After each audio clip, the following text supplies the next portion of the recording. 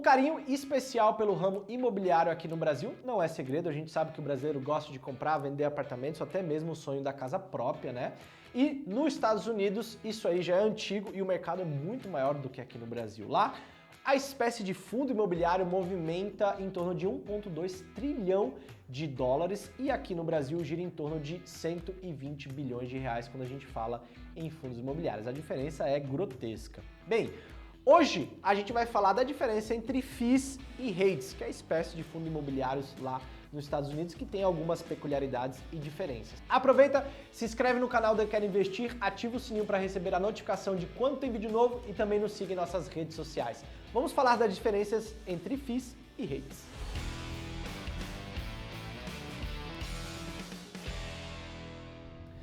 Por mais diferente que os fundos imobiliários aqui no Brasil possam ser, a gente sabe que eles investem sempre em um tipo de categoria. Pode ser comercial, logística, prédio, moradia, entre outros, né? Os fundos imobiliários aqui no Brasil são bem específicos.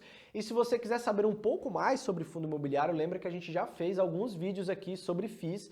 E você pode ir aí no cardzinho ou no link aqui embaixo e procurar os vídeos de fundos imobiliários brasileiros que você vai entender todos os tipos que tem aqui no Brasil e são sempre dessa mesma classe, digamos assim, de fundos que investem, por exemplo, em tijolo, shopping, laje corporativa ou até mesmo moradia. Agora, a gente vai explicar quais são as diferenças dos nossos fundos imobiliários aqui no Brasil para as REITs, que é a comparabilidade que a gente está fazendo aqui nesse vídeo. Vamos entender quais são as peculiaridades agora das REITs nos Estados Unidos. Bem, para a gente entender como são as REITs, a gente elencou aqui vários pontos para que você entenda um pouquinho a diferença entre os fundos imobiliários aqui no Brasil e as REITs. A primeira, não menos importante, é que as REITs são em dólar, né? Mesmo você comprando a BDR aqui no Brasil, ela tem essa particularidade do valor cambial, como as BDRs normais que a gente sabe. Então, se você investir nas REITs lá fora, obviamente a tua rentabilidade vai ser em dólar. Era importante a gente mencionar isso aqui, mesmo que seja óbvio. Bem, a gente começa aqui em pontos mais específicos que eu mencionei anteriormente dos fundos imobiliários brasileiros. Lá, as REITs podem ser mais criativas, digamos assim, por exemplo, fazendo empresas que investem em pista de esqui, campo de golfe, entre outros. Imagina um fundo imobiliário aqui no Brasil que pudesse, por exemplo, investir em parques temáticos. Seria mais ou menos a mesma coisa. Lá, as REITs tem REITs que investem, por exemplo, em campo de golfe ou, por exemplo, pistas de esqui. Essa é uma diferença também. Outro ponto é que lá a REITs ela é uma empresa. Diferente daqui do Brasil, que os fundos imobiliários, como já disse, são fundos. Qual é a peculiaridade disso? Bem, lá essas empresas elas possuem um CEO, ou seja, o Chief Executive Officer, né, o chefe executivo lá, e ele tem um salário para gerir essa empresa. E o fundo imobiliário ele tem a taxa de administração que é utilizada para pagar daí mesmo os salários de todos que trabalham ali no fundo. Então lá é uma empresa e aqui no Brasil é um fundo. Existe essa diferençazinha, tá?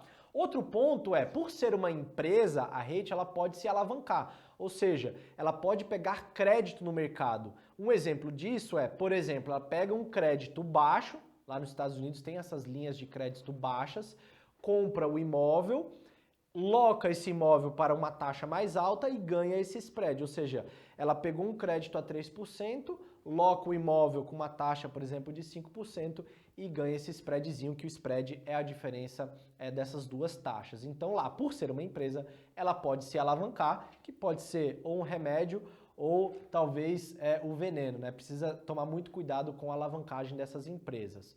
Bem, aqui no Brasil, por ser um fundo, ele não pode tomar esse crédito, no caso, teria que emitir novas cotas para captar recurso, para daí fazer novos investimentos. Outro ponto interessante é que aqui no Brasil, os fundos imobiliários distribuem 95% do caixa e lá nos Estados Unidos as REITs distribuem 90% do caixa. Pode parecer que o Brasil tem vantagem, mas quando a gente fala de REITs em dólar, empresas bem estabilizadas e maduras, obviamente os Estados Unidos ganha vantagem nisso, mesmo a porcentagem sendo menor e com caixa maior, digamos assim, podem fazer investimentos e quem sabe crescer até a cota aumentar de forma melhor do que aqui no Brasil. O último ponto também é que lá nos Estados Unidos 25% da população norte-americana investem em REIT. Isso dá um resultado de 1,2 trilhão de dólares desse mercado de REITs. E aqui no Brasil, a gente não tem a porcentagem de população que investe em fundos imobiliários, mas o mercado ele totaliza em 120 bilhões de reais. Bem, quais são as vantagens? A gente sempre fala em equilíbrio de portfólio aqui. Precisa entender se a sua carteira está baseada muito em Brasil, as REITs seriam uma possibilidade de você internacionalizar com uma baixa volatilidade, por exemplo, como são os fundos imobiliários aqui no Brasil, só que agora nos Estados Unidos. Por isso é sempre importante a gente balizar ali nossa carteira de investimentos, se a gente quer dolarizar uma parte da nossa carteira ou não, ter um pouco mais de segurança ou não, enfim. Isso é importante você sempre trocar uma ideia com o teu assessor de investimento, por isso a gente tem os melhores assessores de investimentos na EQ Investimentos. Então se você tiver alguma dúvida e quiser, por exemplo, internacionalizar a sua carteira com um pouco de REITs, né, que são espécies de fundos imobiliários lá nos Estados Unidos, eu recomendo que você troque uma ideia com um assessor da EQI Investimentos.